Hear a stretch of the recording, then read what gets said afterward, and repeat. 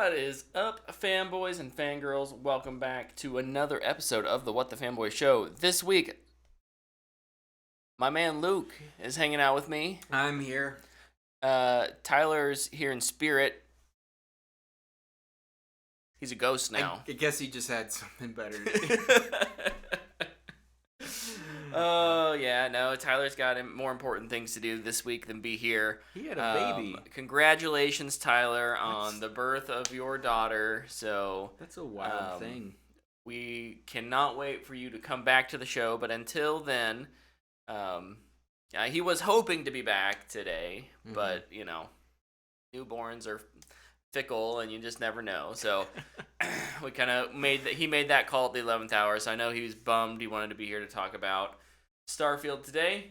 Starfield. But I'm sure we'll be talking about Starfield probably at least a little bit in the next couple weeks as more people get their hands on it, and it's definitely not even out yet. as we beat it, because that's something we'll talk about the length of the game. Mm-hmm. But also, as there will definitely be, probably announcements about patches and DLC and all sorts of things in the coming weeks. And this is a game that certainly has kind of caught the world by storm. Another one this year that caught the world by storm. It has been a good year for big games. So haven't even gotten to all of them yet. But so for this week, it'll just be Luke and I sharing our opinions. Maybe Tyler will show up in the chat. We can read some of those things off. But if not, he'll definitely be able to share his opinions soon. Luke, I believe you had a list of some trailers that came out this week. Do you want to run us through those, and we'll give a quick thumbs up, thumbs down? Yeah, I got a couple trailers. Man, which one to start with? I'll just go down the list. The Killer. This is David Fincher's next movie. Yep. Starring Michael Fassbender. He's a hitman, I guess. I'm interested because of who's in it and who's directing it, but this trailer was not good.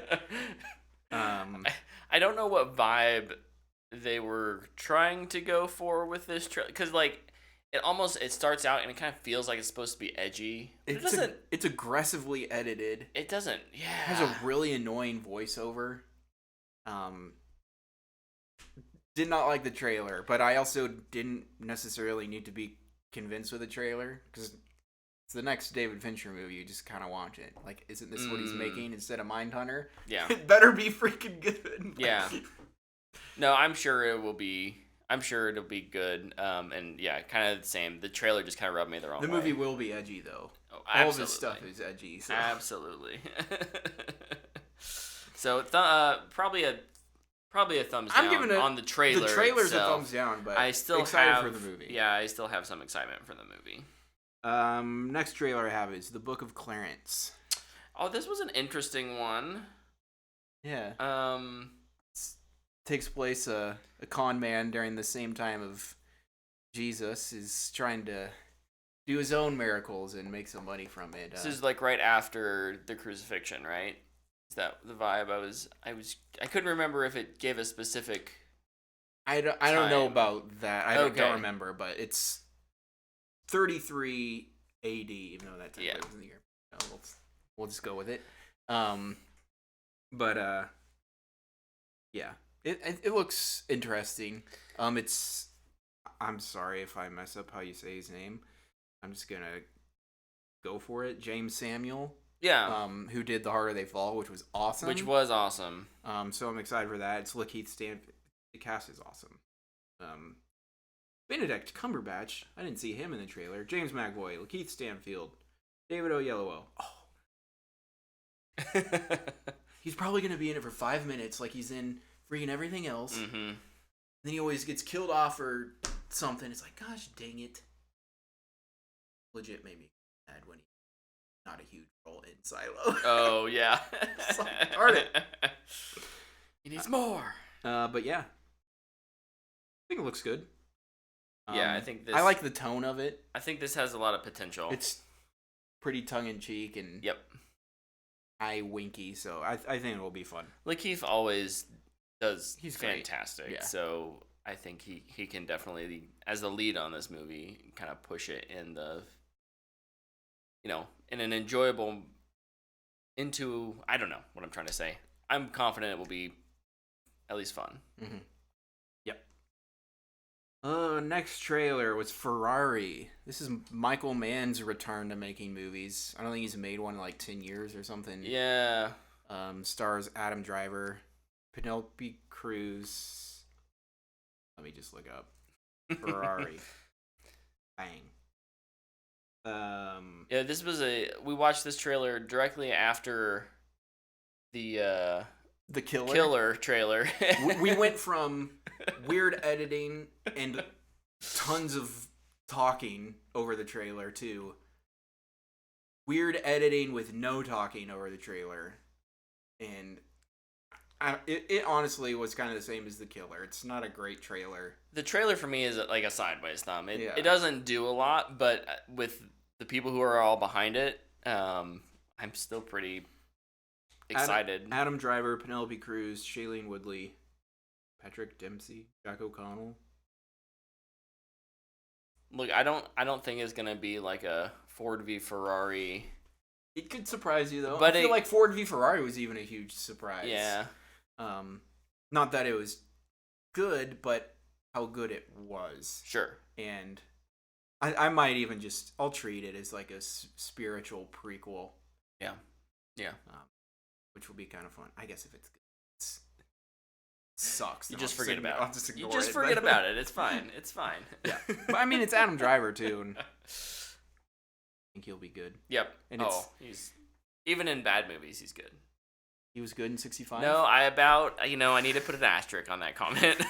Other than 65, I don't know. What other bad movies is he in? Outside of like even Star Wars, is he in a bad movie?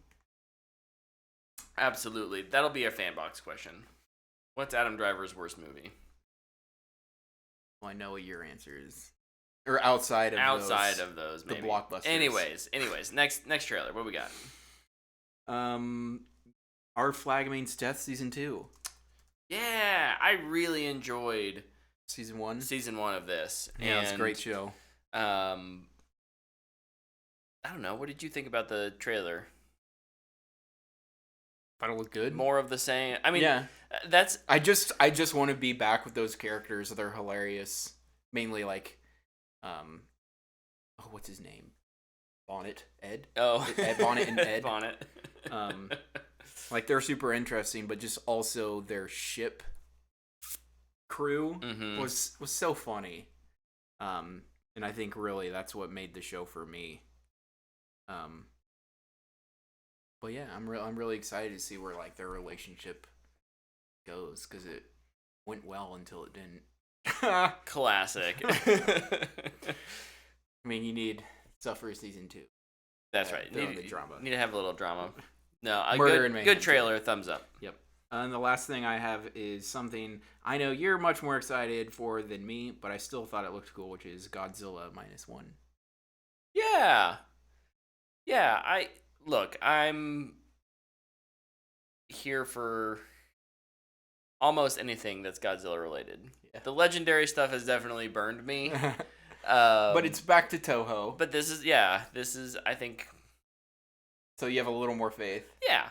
Yeah. But I think it's interesting. It also looks more like normal. It does. It has a more Western vibe. And was the last Toho one you watched Shin Godzilla, which was very much not. Not at all. Very much not. But yeah, and then like shows like Godzilla just stomping on people. He's got big feet.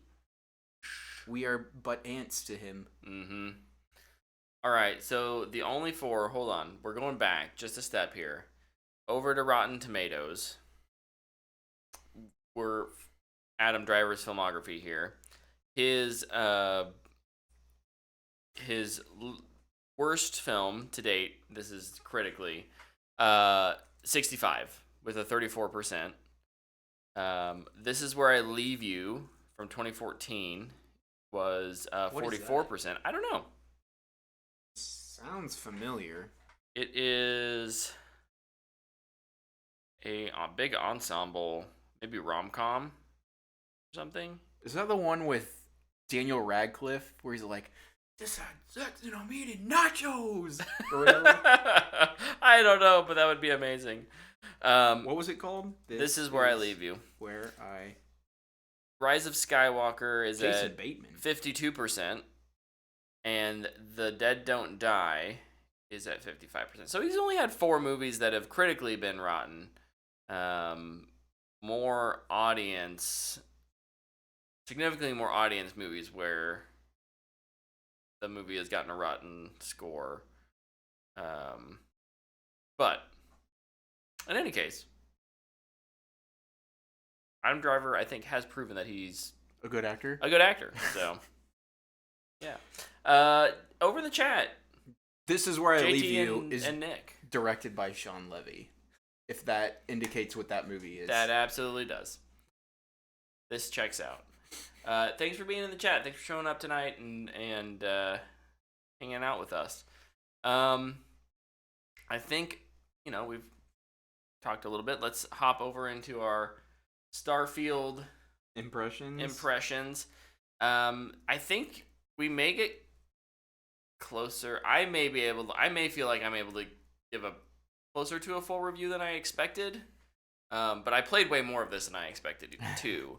That said, there's obviously a lot that neither of us have gotten to. We didn't have, reviewer early access. So we paid for it. We just paid for the limited edition so we could play it 5 days early or whatever. But yeah, we do want to talk about no spoilers. Starfield. We'll avoid the game spoilers. is not out. Yes, so we will absolutely avoid spoilers. It probably will not be a super in-depth conversation, but I do think there's a lot to talk about. So there's a lot to do in game. There's a lot, no matter what we're talking about. But Luke, why don't you lead us off with your kind of impressions? My impressions is honestly, wow, they actually pulled it off. Mm-hmm. It's always it's Bethesda and it's their mainline game. Yeah, and it's it's not gonna be bad, but then it's also it's the what if it sucks feeling. Yeah. Just what if it just doesn't run smooth. The combat feels horrible. Nothing works. Slow times are horrible. No, it runs super smooth. Combat feels good. The world is just might be a little too big. But no, I love it. You pull into space for the first time in your ship and you're just yeah, I'm gonna like this. Yeah. Yeah, the opening mission's pretty standard. Hey, I'm gonna go mine. I'm gonna go do a little thing. Oh, I had an encounter with Odelio, and now I'm getting swept up into this adventure. I touched a thing, and now I just got somebody's ship for free. Now I have a gun. Oh yeah, I kind of agree, Luke. I think that as someone who has not been a huge Bethesda games fan, the thing that I enjoyed the opening, kind of okay, this is the world, this is great. How much am I gonna enjoy actually interacting with the world? Mm-hmm. And all of the little side quests that you do that don't require any kind of combat, they're puzzly, or they're lock picking is kind of puzzly. That stuff's all fine. It's good. It's pretty standard. And then you get out and you start getting in fights and combat and space combat, and it just feels so much better than any other Bethesda game. Mm. And obviously, it's way different than something like Skyrim or Elder Scrolls Online. It's even so much different than just Fallout. But yeah, Fallout's the one with guns, right? So that's what you kind of compare it to. But it is so much different than Fallout, and it just feels good. I think for the most part, they do a really good job of letting you choose how to play, how you want to play, weapons wise, and where you put character skill points and things like that. But like Luke said, it's big. and even things like the RPG system can be a little overwhelming.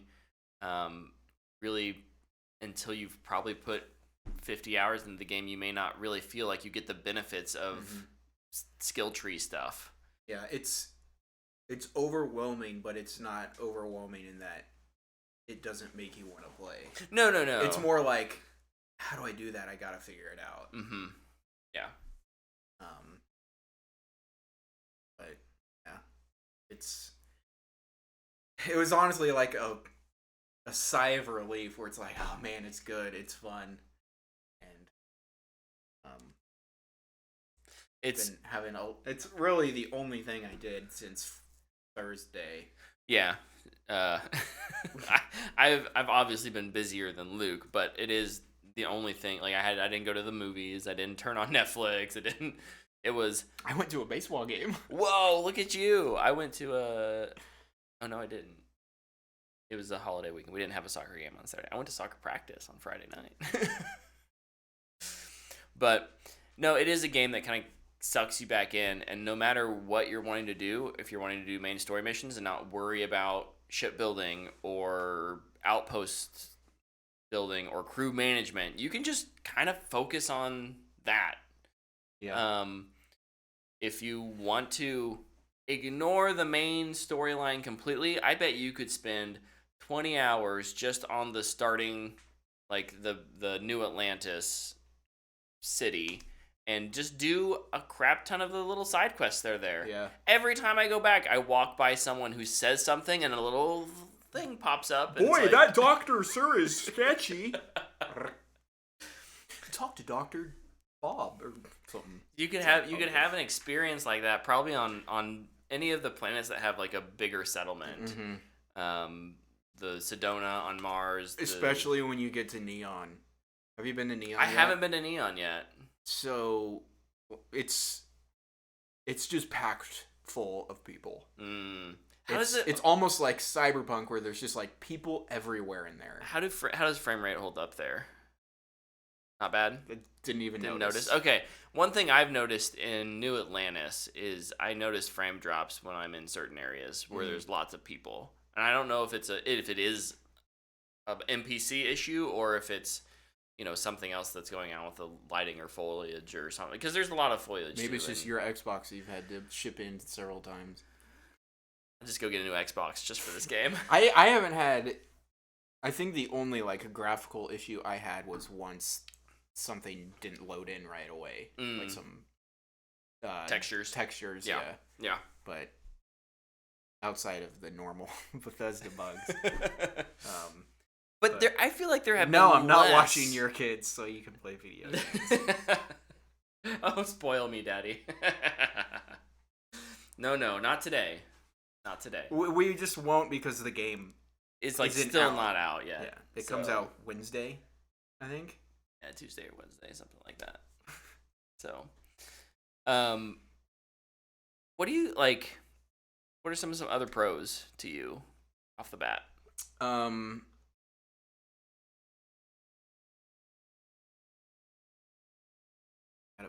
Pick the biggest pro.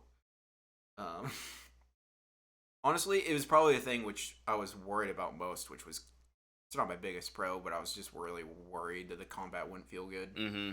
And it's not perfect. It's not freaking Destiny or Call of Duty. It's like, and that's what I play. So going to a giant RPG game, it's like I have to like tell myself this is not gonna feel how a gun normally feels in a video game, and I need to remember that. But it still feels good. Mm-hmm. I think every RPG game that uses guns can always crank the aim assist. Yeah. I'll say that about every single one. And this one too, but it still feels good. I like shooting bad guys. Yeah, the variety of weapons too. No matter what your play style is, there's a weapon type for that, and it's fun to kind of mix and match. I enjoy, picking off a few of the weaker enemies at a distance with more like a marksman rifle, and then hopefully you're in low gravity so you can like run and jump and like pull out your shotgun and switch over to your SMG. Pew, pew, pew, pew, pew. If there's one person left, you sprint around and pull out your combat knife or axe and whoosh. I go like full, almost like military, where it's like I am on a silenced rifle, and it's like, okay, I ran out of ammo. Switch to the pistol. Ba-ba, ba-ba, ba-ba. I use a pistol more now though, because I get bonus damage with pistols, so, which is one of the traits I picked. Yeah, I'm part of that. Like you said, like RPG, the crafting of your character. Mainly because I can't pick rifles until you unlock level 2. Oh. I just pick pistols. Just pick pistols. Yeah, why not? Why not? Yeah, I would agree. Combat feels really good. There's a few things I think. Sorry. No, you're fine. Like combat isn't just the guns. Like there's also like space combat too. Yeah. Which made me a little nervous at first. Because it really depends on your ship. Mm-hmm. And one of the traits I picked, bounty hunters come after me a lot, always show up in space, and I would just die a lot. Yeah. Almost every time, because I'm not going to pay off a bounty. It's like, I'm going after him, man. And if it was 1v1, I'd go after him every time. But there's always 2. There's always like 3, so. But no, eventually, like, I did. It's still one of the funnest things I've done so far. Like, I blew up one ship, and then I disabled another, docked with them, got on their ship, killed all of them. Is this okay to say on Twitch? Like, we're just talking about... It's in a video game. I unalived all these video game characters. And I took their ship, registered it, and now that's the ship I use. And then now I've upgraded that ship, so, like, it handles so much better than the one they just give you at the beginning. But then also, like, another skill I have is the pilot skill, and I've upgraded it. So now, like, ship combat is actually a lot of fun. Yeah. Because I can move the right joystick and I actually turn. You're not like, oh! It's actually, like, just as a quick recommend, if you're not really sure where you want to put your skill points, pilot. I would level up pilot to at least level 2 pretty quick. All of the tech stuff is really helpful, honestly, early on. Pilot, security, and scavenging, honestly, are probably the 3 most important things starting off. Because I was in a cave and I had no ammo. So after I, like, managed to get out of it, I went to the nearest store and I bought almost every single thing of ammo I could afford. So I was like, it's no fun to just run out of ammo. Yeah. And then, like, I still have a bunch, but now I've unlocked so I can find more ammo. Mm-hmm. Now we're good. I should be fine. Yeah. That was stressful. Yeah. 3 was rough. Yeah, I'm gonna take it slow. Definitely, typically, I plan out my fights pretty well. So if I'm low on ammo, I did something horribly wrong. But especially early on, it's a lot easier to do. But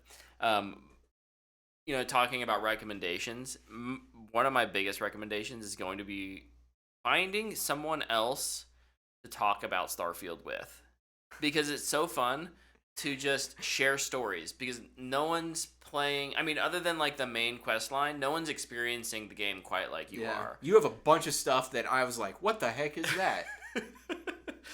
And I'm really excited to like run across that type of stuff. And like, I've done one of the companion quests, and actually pretty interesting story beat, but then also you find stuff and you go to some really cool planets, and it's so interesting that everybody's experience is just different. Yeah.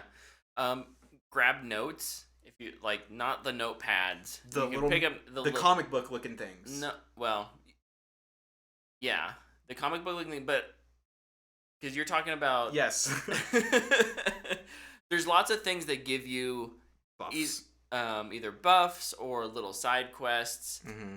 There was a note that was on the leader of a group of mercenaries that I had taken out, and I picked it up and looked at it, and it was like, secret outpost. I was like, oh, dope. Oh yeah, I have that one. And so you end up going around, and I kind of on that path took a little side mission and ended up finding a really cool location that had some neat mechanics.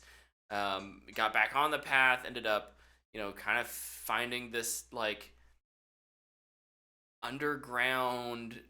I don't want to spoil anything, but like almost like vigilante-esque type bunker that gave me some awesome armor and a new ship. And those are the kind of things that when you just stumble across them, they're really cool. And it's absolutely like when you talk about games and the respect for your time. I think there's some may argue that the idea of finding that may or maybe never coming across it is disingenuous to someone's time or experience, and that should be built into a more linear game. But I think at this scale, with the amount of things that are in there, I think it's fun. I think it's fun to better discover some of those things. Over in the chat, Game Lore Master says, I like to use my flaming sword. I have only gotten one sword. I've only found one sword, and I went into this game really wanting to do focus on melee combat. And every time I go to a vendor, I can't find any gosh dang swords. So I've kind of switched up my gameplay. I get attacked by swords all the time. I get attacked by the axes, and I have a decent axe, but I want a sword. I want to run around like a freaking samurai. I have some legendary cutlass. Hey, it's an RPG. Don't tell me what to do. Sorry, JT. What did we tell him to do? Were we telling him or did we recommend? I mean, look. I'm not telling you. We're recommending. But yes, you play it how you want to. I'm just saying it will help. Don't want to run out of ammo like I did. I'm also pretty impressed with the character depth of NPCs. This may have always been a really good thing that Bethesda's done really well, and I just haven't noticed because I'm not big into Bethesda. But like going to my fourth or fifth small planet, this isn't even like one of the big ones. This is just a small place that has maybe a little kind of side mission, side quest. Like the characters there still feel really fleshed out, and they have alliances and things that make sense, and their dialogue is interesting, and it feels more than cookie cutter at this point. I haven't run into the only thing I've run into that kind of feels cookie cutter are some of the like outposts or like some of the generic bases you kind of find across the planets. Like not the abandoned mines. The abandoned mines are all kind of the same. And that's, I think you could justify that as being like, oh, this is a corporation. They're going to do it one way to save money. And it's, you go to McDonald's, you get the same hamburger. Unless you order a chicken sandwich and you get a hamburger, then that's a disappointment. That's been McDonald's. Pissing me off. No, Bethesda's always been really great at telling their story through their world. Not that their main quests are bad. They're fine. But like the main quest storyline in this is just archaeology. Yeah. Like, hey, there's this thing here. Why don't you go dig it up? I made the joke earlier to Brett. It's Indiana Jones in space.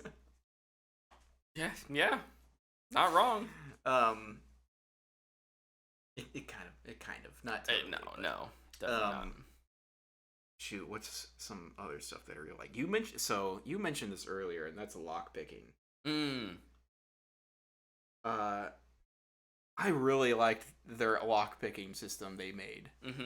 For the most part, it's been pretty standard for the last several Bethesda games of just turn the thing, and if it vibrates, you're wrong. And it's like, no, it's a little mini puzzle every time. And I thought that was super cool. The first one that I found, I was like, oh crap. What the heck? And it didn't really, it was like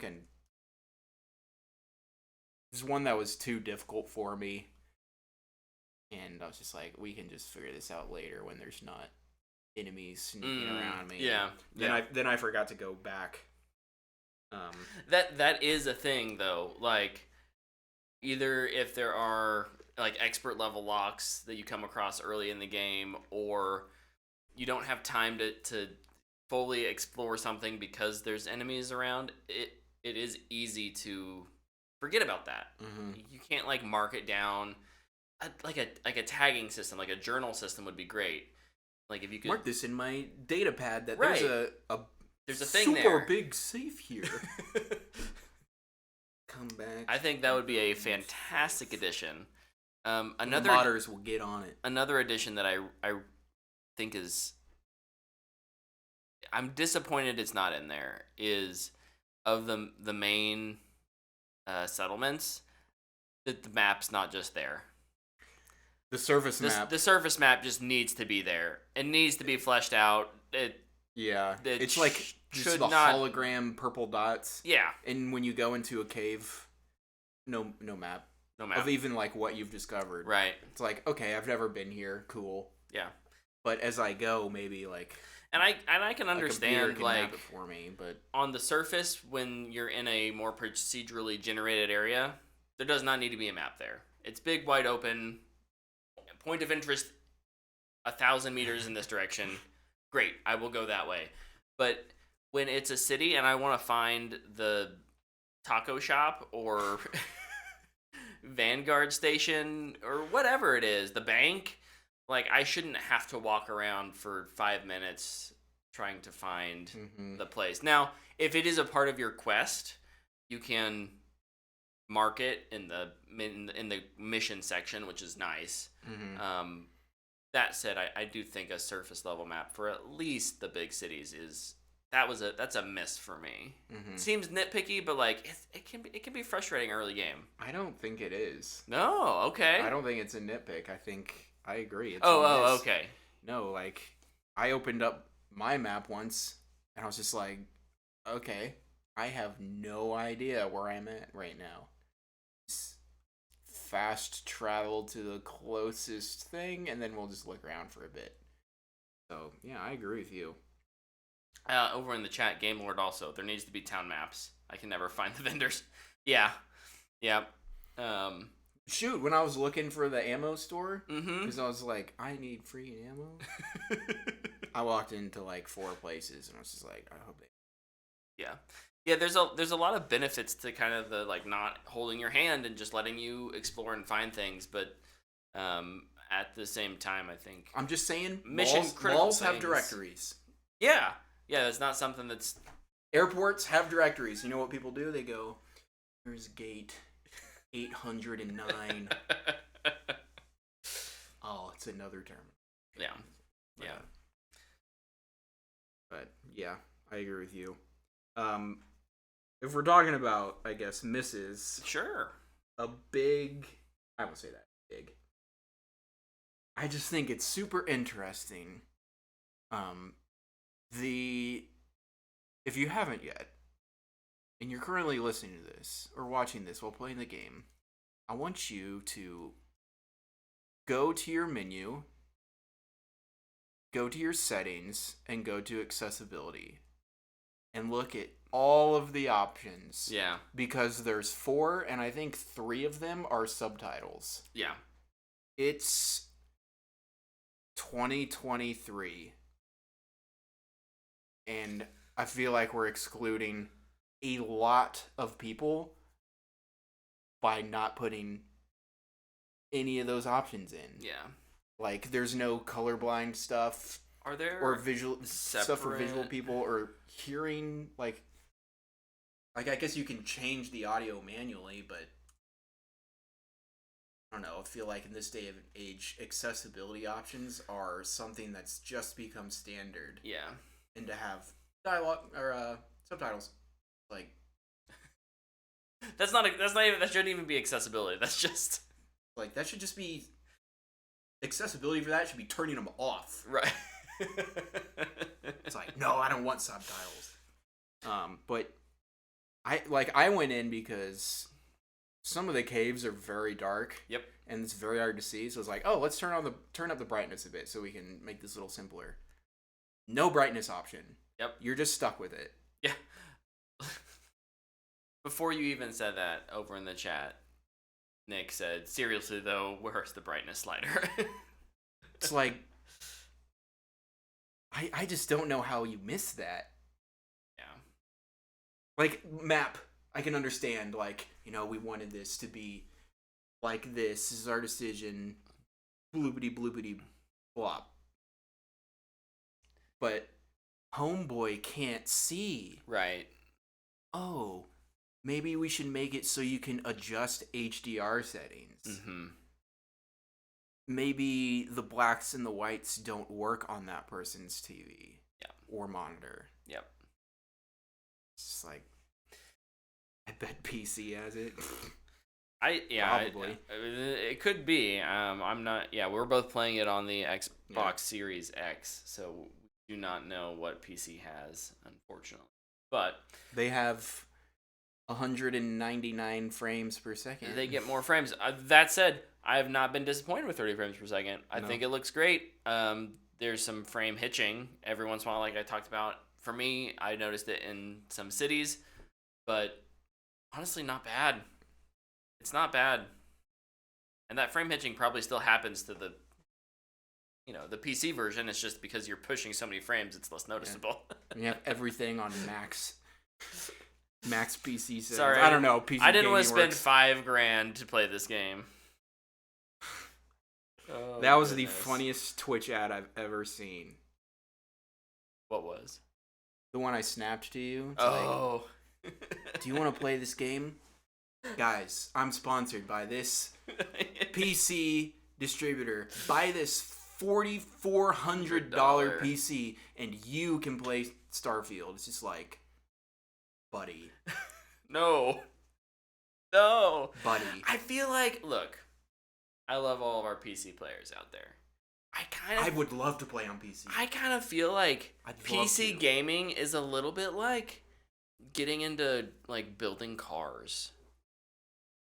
Like, my car can get me from A to B. My car can go very, very fast. My car's never going to actually, like, race, but neither are you. Like, you're not going to race that Shelby Cobra you built.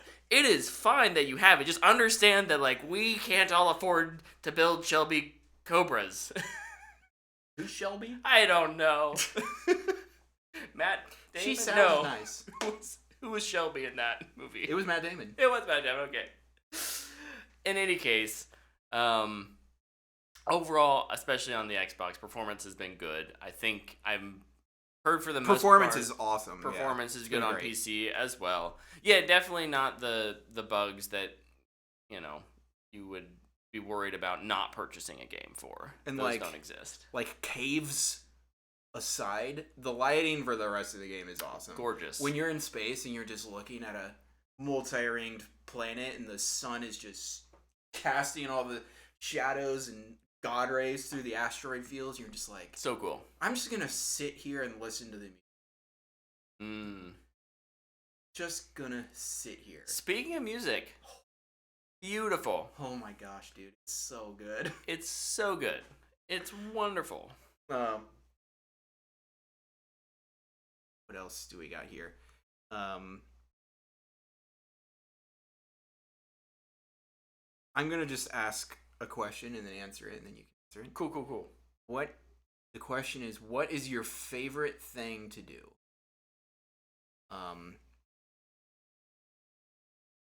I just love going onto a planet and surveying it.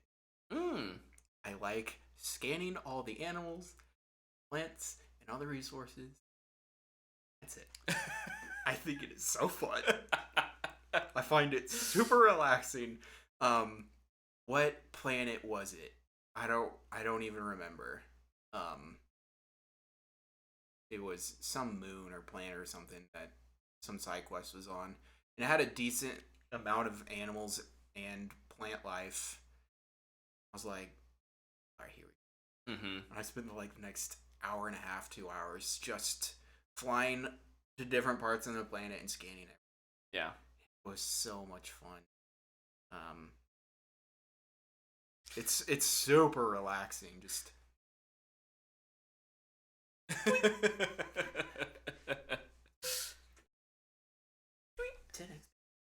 right?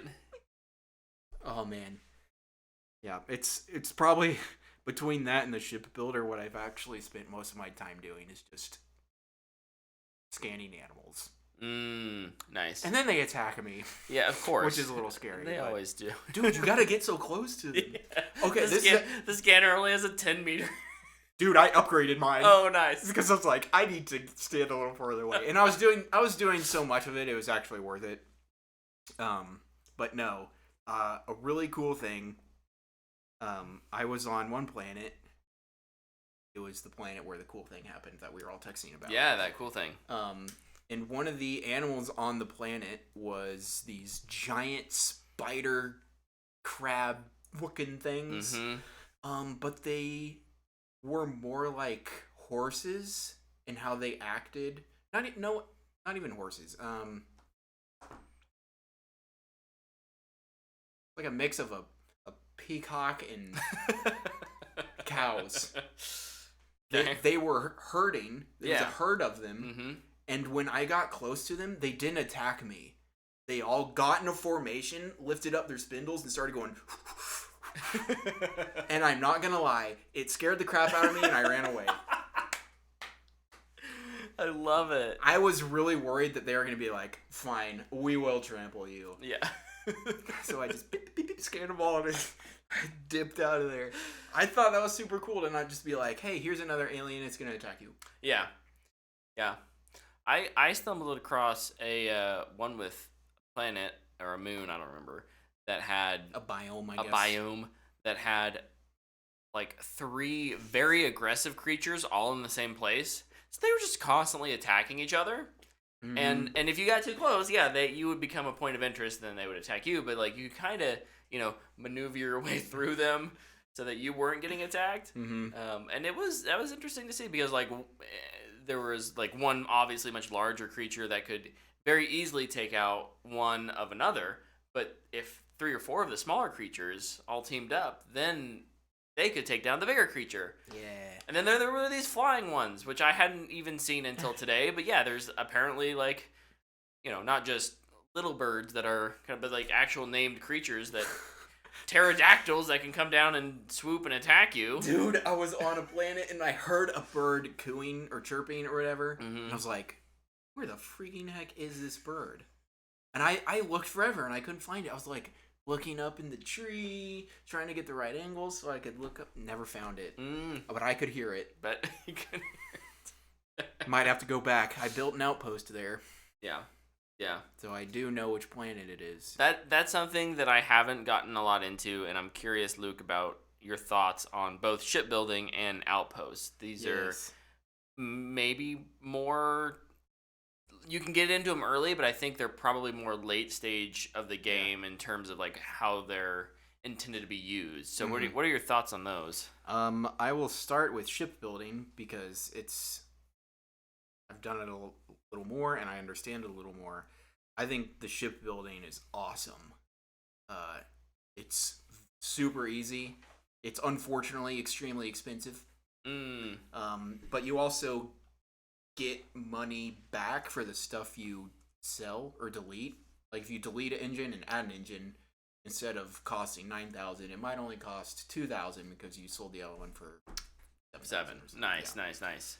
Which is super cool. It also like has this flight check, so it's like, hey, don't go flying with this. It won't work. And I don't have like, I'm guessing there's other stuff I can unlock when I go to other places. Because I've even seen like spaceships where it's like I don't have access to that. But I'm really excited to eventually like build the ships I've come to know and love through sci-fi. Yeah. movies and books and comics and everything. So I'm very excited for that. I spent a lot of time in the shipbuilder to not even save it. I just wanted to see everything and figure out how it worked. And I think it's super simple. Outposts are very confusing, in my opinion. I think you can still scan them after you kill them, Luke. Yes, you can. But I was scared, so I scanned and ran. What?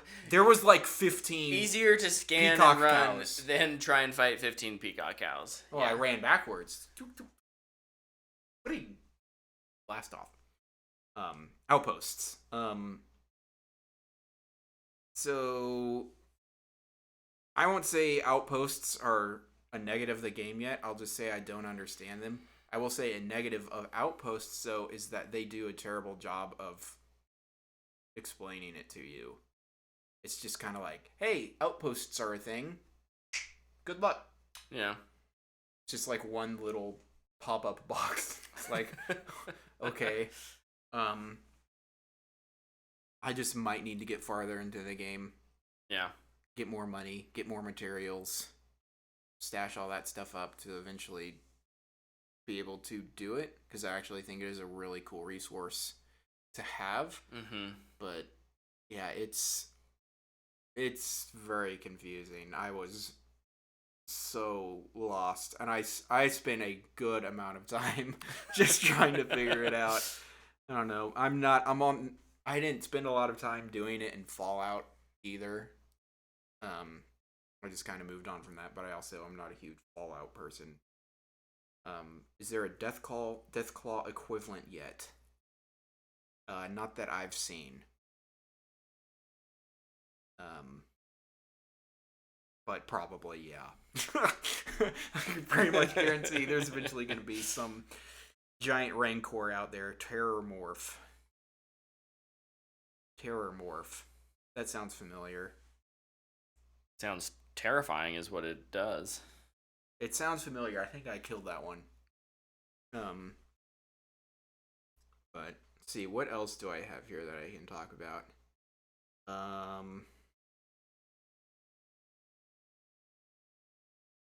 Oh, this was I can talk about this. This was something I was disappointed in. The character creator was awesome until the last step, which is background and traits. Mm-hmm. Personally, I think this was a miss too. That being, you pick a background, which is like chef, pilot, soldier, Ronin. I picked File Not Found because I just thought it sounded interesting. It had more of the stuff I was actually interested in, because you pick a background and it gives you 3 perks to start off. And I think you should have just been able to pick 3 perks. Like, hey, welcome to the game. Pick your starting 3 perks and get out there. Having to like choose a background and be limited to these are what you get. Yeah. Is, I think, less. I think it kind of goes against their do what you want, honestly. And then the other side of that is traits. And I remember seeing this in their little deep dive video, and I guess I just expected a lot more options. And when you pick one, it gets rid of some others. And I think one of mine is pretty good. I picked empathy, and it helps a lot with your travelers. Your companions will give you buffs if you. That's nice. Do stuff they like. I picked one of the religions. They just go to a chest in their church and you can open it. Mm-hmm. It's almost worthless. And then Wanted is pretty interesting, I guess. It's okay. But at the same time, it's like, do I really want to deal with this all the time now? Yeah. Does the crew do helpful stuff, or are they just there so you don't feel lonely? They're there for story missions, but they also fight bad guys for you. Yep, and they have they're some bullet sponges. Well, they too have skills. Yeah. That like especially so like right now I'm focused a lot on space fighting, and so I've picked a couple crew members who give my my ship buffs essentially because of that. But yeah, like Luke said, there's benefits to each of them. Have kind of plus and minuses. They're also really good for, I mean, not so much in the moment, but like if you have one of them with you as a kind of your companion for a while, you can use them as storage if you're becoming encumbered. Honestly, that's one of the best parts about them. It's just like, I have so many resources now. Can you hold all my copper? Didn't realize I had 80 pieces. Just been over here minding my own business. But I would say it's important to look at A, your play style, and B, what those crew members' skills are. Yeah. And then pick accordingly. And then if you have one that you want to romance, you'll bring them along no matter what. And I'm not sure if you like have to play with them to get their companion quest. You might just have to talk to them every once in a while. Mm-hmm. Or Bethesda will just be like, it's time to start the quest. Also, though, fun fact, if none of them really like murder, so if you're gonna go rogue and like, that was so funny. So right before we started the stream, and I don't think that this is vague enough that it's not a spoiler, but I have a companion with me who I'm interested in romancing later when the opportunity comes around. And I had done a bounty for a bounty hunter. This is not like the most moralistic guy, but it was like I did all the work, and he gave me the cut. And as soon as he turned around, Luke was like, "You're just gonna let him run away? You're not gonna like shoot him and take his stuff?" So I'm like, "Oh, I guess I'm too nice of a person. I've never thought of that." Boom! One shot to the head. The bounty hunter just goes woo, just collapses, collapses and floats away.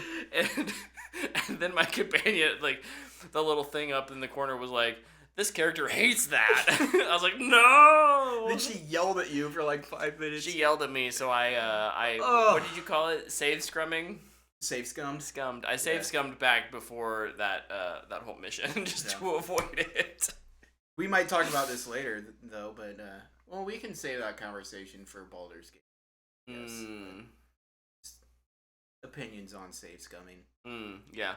No, but the fact of the matter is, yes, having crew members with you does affect the game in more ways than even just. You can also actually they will have an opinion of you based on what you do around them. They will also join a conversation if you go with them. Yep.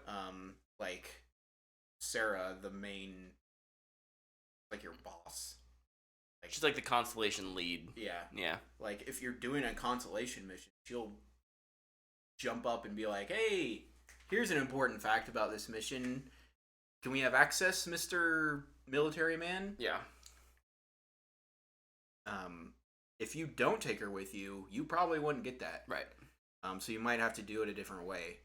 Also, like, my trait I picked, the empathy one, I have extra dialogue options, which is fun. Does that help with persuasion at all or no? Because I don't think so. That was the other thing that like I'm awful at persuading people. I got lucky earlier. Dude, I went into this the cave, the Shaw Gang cave. Yeah.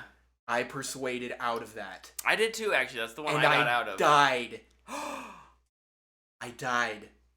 No. It was so embarrassing. And then I was like, okay, yeah, we're fine. It loaded me back in.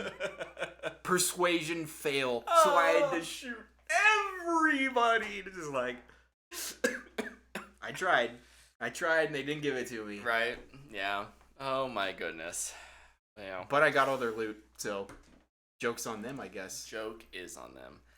I think Do I only play looter shooters? Rob. I play Destiny, which is a looter shooter, like, full stop. Full stop. I played Remnant 2, which is a Souls-like, but it's a looter. Mm-hmm. Now I'm playing a Bethesda game where all you do is pick up people's loot, sell it, and build stuff with it. It's like you're into looting. I think I have a type. Looting and tooting. I do like tooting as well. It do be tooting. Are there any final thoughts? I think we could spend a lot of time on this, but I also we don't need to. We'll have more thoughts, I'm sure, next week. We want to save some of those for when Tyler gets back. And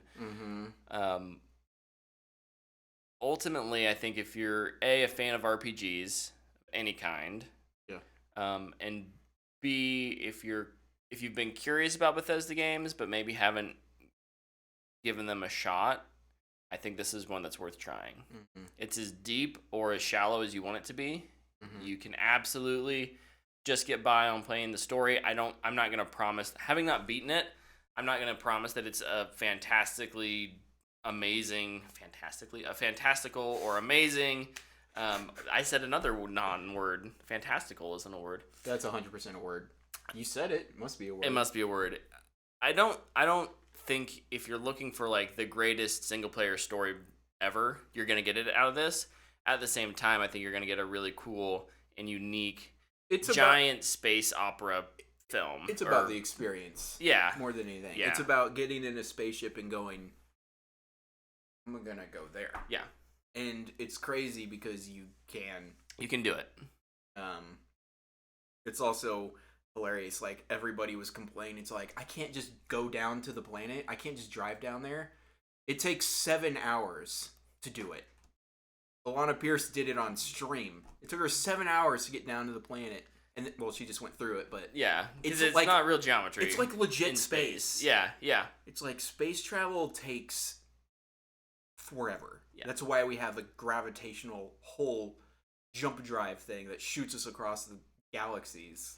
Yeah, the fast travel system is really nice because if you're like in a hurry to finish up a quest, like someone like Stephanie yells down, "Dinner's ready." I'm like, "Oh shoot, I don't have to walk to my ship, get in it, get up into space, choose the planet, I can like just be like, hey, take me back to the lodge from anywhere on the other planet, and it'll just teleport me over there." And I can go turn in my bounty. 90% of the time, I don't want to do it that way because I don't think it's as fun. I just like watching the ship go off. Right. But you can absolutely do it that way, and it doesn't feel like it's wasting your time. So, yeah. If you're not a big fan of all of the RPG stuff, this is probably what we've talked about. Might not, sway you to be like, yeah, I should check this game out. I don't think this game is for everyone. But I think it has a lot to offer to a lot of people. Yeah. That being said, you can sign up for Game Pass for a month and play for free. Yeah, $15, right? I think is Game Pass. So you could absolutely. And then if you love it, you can either cancel Game Pass and then buy it if you're not a Game Pass user. You just and play other games. Keep playing it until you're done. Yeah. It is crazy though, like how diverse it is, and I wouldn't be surprised if there's like people that are just playing it so they can outpost. It's a sim game. Yeah. It's a shooter. It's a strategy game. It's an RPG. You have a role. It is really crazy, the scope of the, and like that's kind of goes back to what I was saying. Like, it's just crazy they pulled it off. Yeah. Like how well it works. Yep. Do you have kind of an in progress recommendation at this point? Or is it still too early to say for you? My recommendation is play it. Okay. Play it. Yeah. I like it. That's a safe bet. I'll save mine because it could change. It would be a pre. It's not gonna be below a fanboy worthy. I can tell you that. It's a fanboy worthy or above. Yeah. If I had to now, is that? Mm-hmm. If I had to review it, I would give it. Yeah. It's totally. Yeah. I would give every Bethesda game I've ever played a 3 out of that. So take that with a grain of salt. For me right now, I think it's a really, really solid fanboy worthy. I can't put it down. And laying in bed at night, you're just like, gotta remember that tomorrow. Oh, you think I'm that cognitive when I go to bed? At 2 a.m., I'm not that cognitive, man. I'm stumbling into Your bed. mind isn't racing like mine. It's like, oh, I'm getting kind of tired. Head hits a pillow. Every thought enters the brain. No, I lay in bed and I'm like, I gotta remember to do that quest tomorrow because I need to make sure that I get that thing so I can build that structure and craft this. Yep. And eventually, 3 hours later, I fall asleep. And you're still playing. No. Sometimes that's how it goes. I've actually been proud of myself. I've been really good at getting off pretty early. And good. I have gotten off at around 10 Way to take your physical night. And mental health seriously. Well, I played it all day. Shh. No one needs to know that. Okay. Well, clearly it's a recommendation from us as you go into this week if you've kind of been on the fence. We are both having a ton of fun with it. I think Tyler's been enjoying it from what I've heard. I can't speak exactly to his opinion, but and there's stuff we didn't even talk about. Oh, there's so much we didn't talk about. That's going on. Yeah. That it's just full of spoilers and stuff that isn't in the marketing at all, I think. And it's just like, oh, okay. Right? Yeah. About 12 hours in, there's this thing that happened. Well, depending on how fast you go There's through multiple the things that have happened, and I'm just like, oh, okay, interesting. I think I like this, and by I think I like this, I really like it. You definitely do. Okay, well, let's move over to some news real quick. I don't have a lot. Do you have anything, Luke? Bro, I have no news stories. Bro's got no news stories. Here's a news story. Bethesda is released a new game for the first time. First new IP in 25 years and first new game since... That's crazy. Fallout 4? Yeah. Which was like 2014. New game. Well... 76 was not Bethesda. It was... Oh. It wasn't headline Bethesda. It was, sure. It was one of their sub-studios. Cinemax, yeah. Gotcha. All right, cool. Yeah, that's a big... Yeah. And clearly it's gotten a lot of hype because of that. Well, maybe not because of that, but part of that is that. The one that I just have one news story today, and I just think it's fascinating. So this, the singer for Smash Mouth passed away. I had seen that he was put in hospice, but I had not heard that he actually passed away. That's crazy. Oh yeah. Yep, that was today. Okay. Steve Harwell. All right. Well, R.I.P. Bummer. Not sure if they were still doing any music together, but that's... Yeah. I remember listening to Smash Mouth quite a bit when I was in high school. I only remember the one song. From Shrek? The Shrek song. Well, I Thank you for giving us All-Star. I knew it from Rat Race first. Dude. So, Rat Race, underrated movie. That movie is brilliant. If you haven't seen Rat Race, you should watch it. It's so funny, so good. So there was an announcement of a movie coming out this week that we didn't talk about in trailers. But Taylor Swift, the Eras Tour, is having a theatrical release. Luke scoffs. We feed the cult.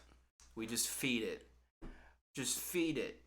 But look, the thing that I want to talk about. And then later she's gonna release Taylor Swift, the Eras concert, Taylor's version in IMAX, and everybody will go see it again because her name is on it. Absolutely. So the reason I want to talk about it, Luke, is because they went to the studios. They pitched it to the studios.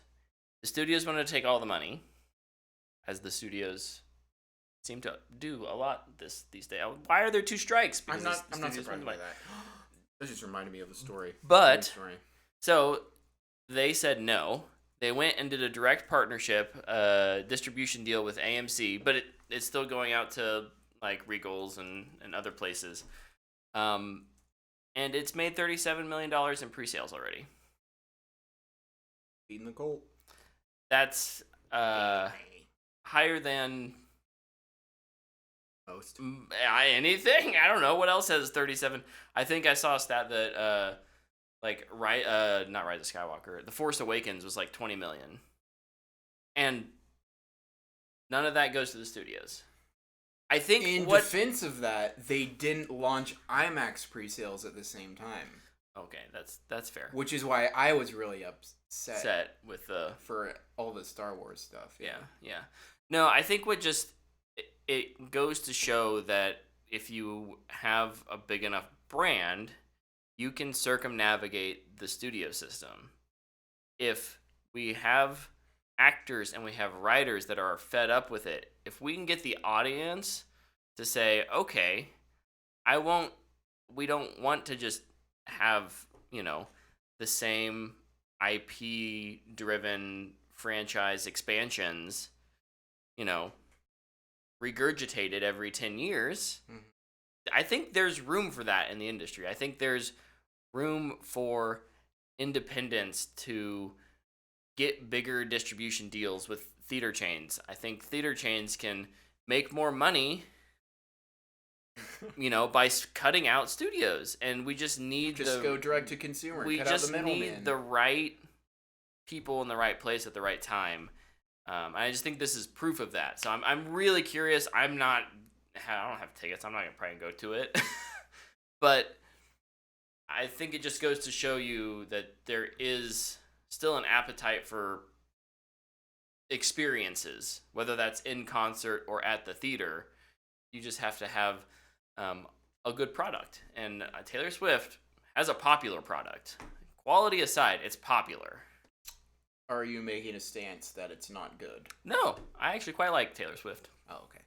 Just wanted to clear that up. No, that's a very clickbaity thing that we can post. Taylor Swift, popular product, but it's not good. According to Luke, but not Brett. Bro, I don't listen to Taylor Swift. Oh, all right. You had said that something reminded you of another news story. Yes. Speaking of Colts, gosh dang it. Speaking of strikes, SAG is also going to strike against video games. Yeah. This raises a question. Mm-hmm. Can they get it together a little quicker than the studios? An excellent point. And what if they're just like, oh, okay. Oh yeah, no problem. Oh, yeah. No problem. Yeah, we're underpaying you guys. Let's I think what's so interesting with video game, and I don't, as far as I know, the video game industry doesn't have a APTMP equivalent, right? They don't have a group that negotiates. It's all studio to studio. Mm-hmm. And so it'll be interesting to see how they respond. But I think there will be probably plenty of forward-thinking game studios that are like, okay, yeah, let's deals. They're working like A24, and we gotta go. We gotta get things done. We'll do it. I think it's super interesting too because normally the voice actor isn't really a selling point of a game. Yeah, typically not. Not. Who?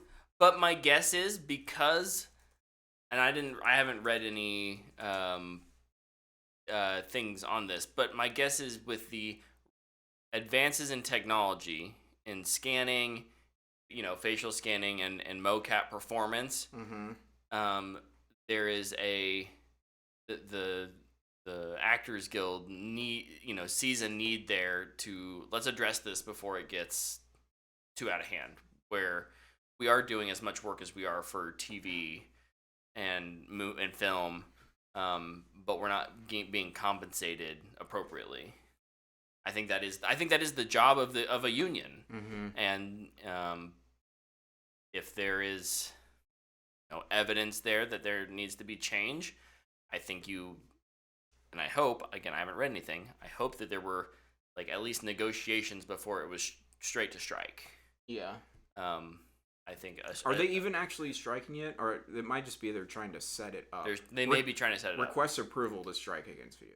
is the CNN. Is okay. So they're exploring it, and they're using that probably as then a a bartering kind of threat. Like, well, look, we're not afraid to talk about it. Yeah. We'll and the members will have to vote on it, but they'll probably.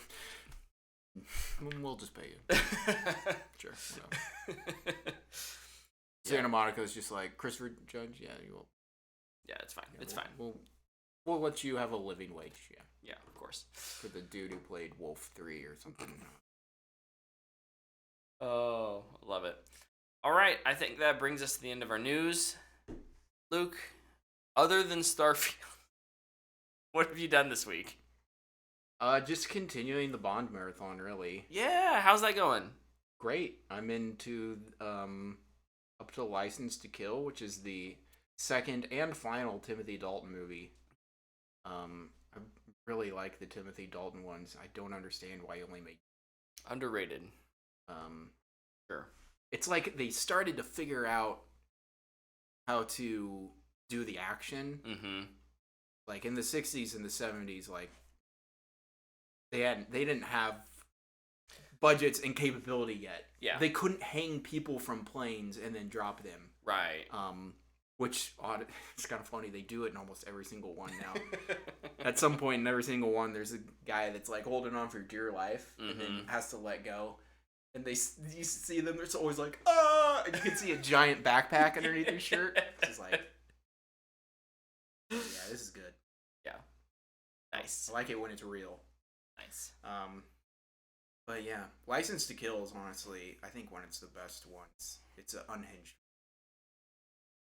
I think it's why I like Quantum of Solace, even though it's not very good. Yeah, it really is. Because it's just Bond going... It's Daniel Craig getting to let loose. Yeah. It's Bond on revenge. Mm-hmm. But... And then Brosnan and Craig. The Brosnan ones are interesting. They're the ones that we grew up with. And so I remember them fondly, but I don't think they've aged nearly as well as I would have liked them to.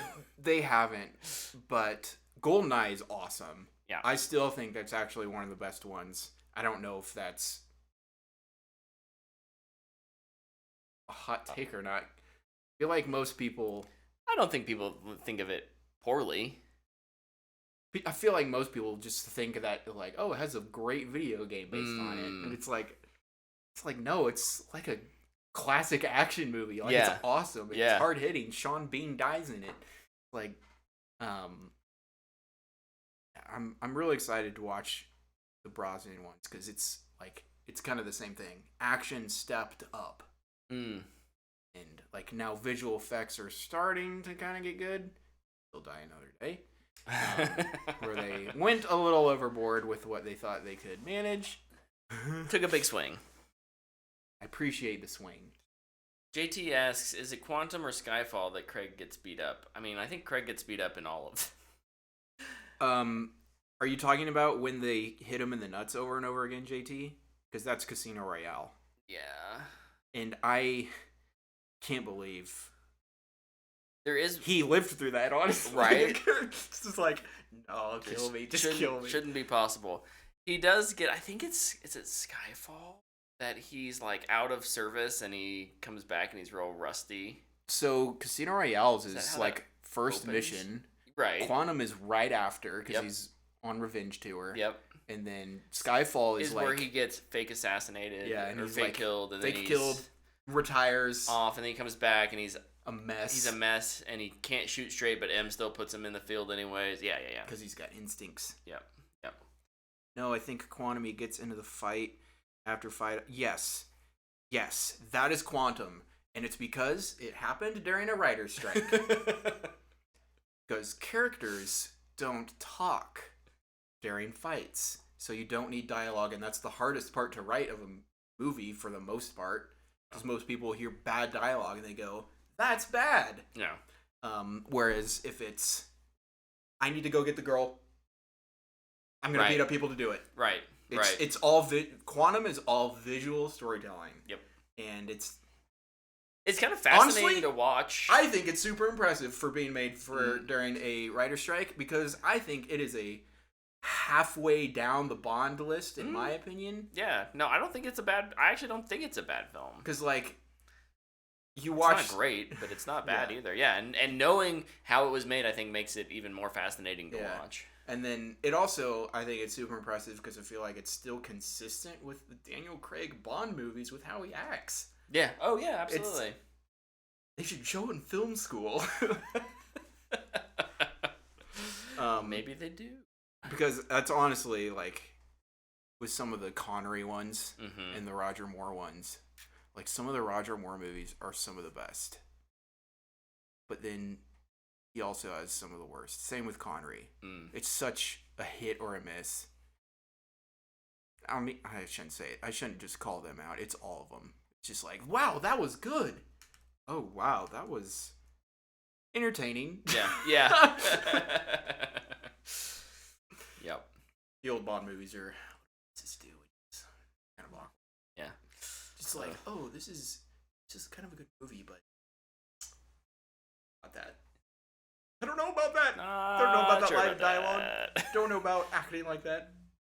They could get away with it back then, I guess. Are you guys brought up the 90s run, and those movie names are some of the best? Live to Die Another Day. It's just, and The World Is Not Enough. So good. So if I was to do a tier list of Bond movie names, World Is Not Enough, number 1. It's awesome. Family Slogan. It's a freaking awesome. Such a good name. And like, I feel like it's so hard. We're talking a lot about Bond. I'm okay with that. I feel like naming a Bond movie is so hard. And I think No Time to Die is one of the best ones. Another great one. But like, Casino Royale is my favorite movie. Casino Royale is a title though. It's okay. Yeah. Skyfall. It's okay. It's a good title. It's not a great Bond film name though. Like, I feel like the best ones always have Live or Die in them. Actually, like Live and Let Die. Speaking of like Quantum of Solace, I think that's a pretty good Bond name. Yeah. Let's just bring them all up. Why don't we? We're going full Bond tonight. Gambling mode. I letterboxed because I've been ranking them. Like a From Russia with Love. I like that. I think that's the best Connery. You Only Live Twice. Not a very good movie. Great title. Great title. Yeah, I'm just commenting on titles here. Let's see, where's Live and Let Die. Oh, one of the best Bond songs. Oh yeah. Live and Let Die. License to Kill. Oh, great. Let's see, lists. Thank you, Letterboxd, for that ad. Oh my gosh, Letterboxd on. What is not mobile is terrible. What's your worst? I'm looking at these here. Title? Yeah, worst it's title. Octopussy. Okay, second worst title. Never Say Never Again, maybe? No. That one is technically a Bond movie, but it's an unofficial Bond movie. Oh, is it? I think things like Dr. No isn't very good Bond title. I don't love On Her Majesty's Secret Service. I do. George Lazenby, man. Most underrated Bond movie, most underrated Bond. He only had one, even though he's technically just replacing Sean Connery. No, the worst one though is Octopussy. I don't like him, The Man with the Golden Gun. Yeah. Diamonds Are Forever. The Living Daylights. Don't love that one. A View to a Kill. Mainly, that one might just be because they work the title so badly into the movie. Is GoldenEye actually good? Yes. Yes. Yes. Watch it. It is. It really is. It's just a super fun action movie. Also, I think this is interesting. I feel like all of the Bonds, their first movie is good. And then they start to waver after that. Mm-hmm. That being said, Doctor No is the worst of the first. What am I trying to say? Of their start of the new Bond, if they start off their first one, I'm making it worse. You are making it worse. Of the introductory movies to new Bonds, Doctor No is the worst. Yes. Yeah. Oh, thank you. I'm here to help. Oh, the title, not the movie. Is GoldenEye the title actually good? It's fine. I think it's fine. I think it's serviceable. It's up there with like Goldfinger, Thunderball. Like, there's nothing fantastic about those titles. Skyfall kind of think falls in the same category. They're not bad. I think one of the worst titles is Spectre. Yeah, I don't like Spectre. It's just like, oh, it's your main bad guy. I mean, it's like Goldfinger, right? Yeah. But gosh, it's been so fun watching all the Bond movies, man. They're so much fun, even when they're not great. Yeah. They're still just fun to watch. I need to do a rewatch at some point. Yeah, and because like you look at them, you hear the movie Octopussy, and you're just like, what? And in my opinion, it's not one of the better ones. It's one of the lower ones. Yeah. But it has moments in it where you're like, that is so cool. Yeah. They started to figure it out there. And then the tone just shifts to weird stuff, and you're like, oh. Pump the brakes. Pump the brakes. Whoa. Here's a hot take. Oh, yeah? Sean Connery's the worst. Boom. It's not a hot take to me. I actively dislike Sean Connery as Bond. Dude made Goldfinger, and then after that he said, okay, time to phone. He checked out. Heavy checkout. And then for sure. And then he came back and made the unofficial one. It's like, dude, what are you doing? Yeah, just... What are you doing, bro? Oh. Anyway, enough Bond talk. I love the Bond movies. What have you been doing besides Starfield? Well, real quick, before we get into that, because it's in the chat. Oh, it's in the chat? JT says, would 007 for Queen and Country be a good title? I just thought of it. I was curious of what you two think. For Queen and Country. I have a edit to it. Oh, if it yes. Is it a time period movie? Then yes. Is it coming out now? No, because it's a king now. So it's for King and Country. That's my only thing. That's but fair. That's for fair. For Queen or King, I think it's a good title. Yeah. Yeah, I like that. I think it's a little cleaner than like On Her Majesty's Secret Service, but it gets that same concept across. And I personally enjoy. I like the titles that don't name the villain. Like, I think it's more interesting when you do something like A License to Kill or for Queen and Country. For me, other than Starfield this week, I have been kind of catching up on shows. This was up until Thursday night. After Thursday night, all I've done is Starfield. But I just have the last 2 episodes of the latest season of What We Do in the Shadows. Season 5 has been phenomenal. I love it. Season 3 was okay. Season 4, I wasn't a huge fan of. Season 5, they got it back. I don't know what was in the water. They got it back. We're back, baby. We're back. I've really been enjoying the new season of Futurama, which is, coming out 15 years after that series ended. It's been really good. It feels like they have the same writers back. It feels like they have, the characters are all still there and the same, and they're picking up on storylines that were started, and they're kind of coming back to them a decade later.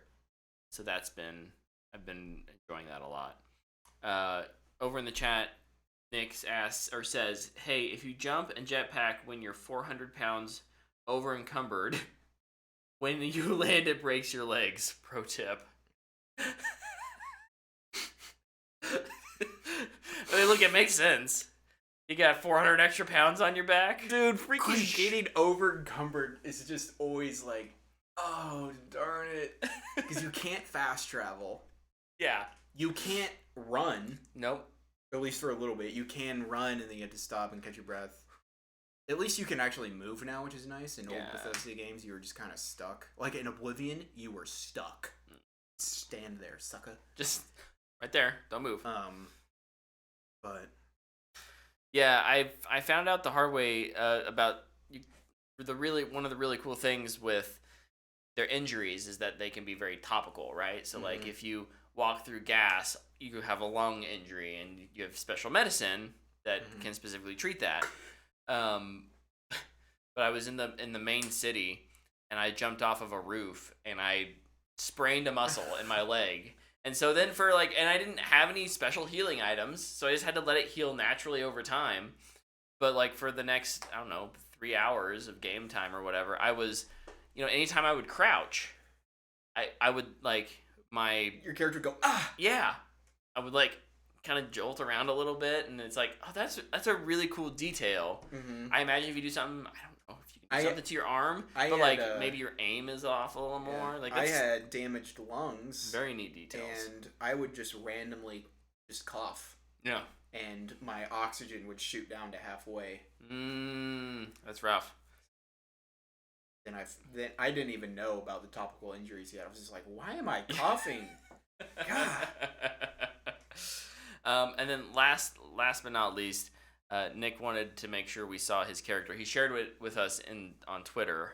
I don't have Twitter right now. You can look it over here. I love that very weird outfit, Lepke. That's I'm assuming that's looks like a swimsuit. That's like your outfit, not your armor. Is that the stripper outfit? You know what my first thought when I saw this was, though? Why did you model your character after Luke's brother? I think that's got a little bit of a Logan Zilke vibe going there. Just a little bit. Just a little. It's almost there. That's funny. Shout out to Logan, my brother. He's pretty cool. He's a pretty cool guy. JT over in the chat. This is one of my hot takes. The over-encumbered is one of the worst game mechanics. I don't mind it, but it's really low in Starfield. I haven't hated it yet. My guess is that by focusing those skills, you'll be able to carry significantly more. Yeah, I can carry 200. Yeah, but it's also it's been really bad in the past. It was super annoying. It's like Oblivion, Skyrim. I think in Starfield it's much better because you can move. You can really carry anything you want. Yeah. But it's just gonna health after a while, or your oxygen. I'm mostly just disappointed that I don't have a cool little backpack that has crates stacked up on it, like in Death Stranding. Gosh, that'd be so awesome. Running around. It's like now you've entered mail mode where you just have to play it like Death Stranding, where you just put everything on your back and it's just like, okay, I'm over encumbered. Triggers are your balance, and here we go. We're walking back. Mod it. I need a mod. I need the modders to get on that. If you're over encumbered, it puts you into Death Stranding mode. That is perfect. I love it. Then I have to shoot my blood at giant ink monsters. Look, that's an ambitious mod, but let's see it. I'd love it. All right, I think that's going to bring us to the end of this episode. Thank you so much for watching and hanging out with us, JT and Nick in the chat. Appreciate you there. Donuts. Whether you watch us on YouTube, Twitch, or the podcast, thank you for listening. We'll be back next week. Tyler will have some Starfield updates, but we'll probably be a lot... we won't be talking about Starfield the whole time. So, until then... Why not? I mean, maybe we can. Should we just start a Starfield podcast? We're not going to. I don't have time. We'll see ya. Goodbye.